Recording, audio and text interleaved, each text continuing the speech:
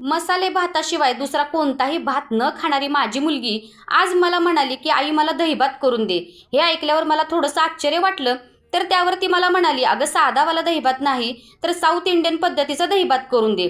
तिनं काही मागितलं आणि ते मी केलं नाही असं कधीच होत नाही. म्हणून एका वाडग्यात थोडासा भात घेतला, 1 वाटी दही, थोडंसं दूध, किसलेलं आलं आणि चवीपुरतं मीठ घालून सगळं काही मिक्स केलं. हा दहीभात बनवताना भात, दही, दूध नेहमी थंडच घ्यायचं. त्यानंतर गॅसवरती एक पातेलं ठेवलं, त्याच्यामध्ये थोडंसं तूप घातलं.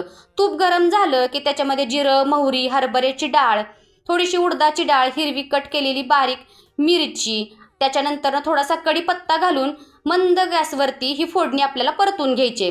त्यानंतर ती फोडणी त्या भातामध्ये घालायची आणि सगळं काही मिक्स करायचं. त्यानंतर त्याच्यात बारीक चिरलेली कोथिंबीर घालायची आणि तीही मिक्स करायची. तर असा हा ऑथेंटिक दही भात केला की लगेचच खायला घ्यायचा.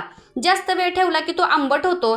तशा वेळेस थोडंसं दूध त्याच्यात मिक्स केलं तरी पण चालतं. तर हा दहीभात चवीला खूप भन्नाट झाला होता. तुम्ही पण एकदा नक्की करून बघा. चला तर मग पटकन करा आणि सबस्क्राईब तेवढं करत जावा हो.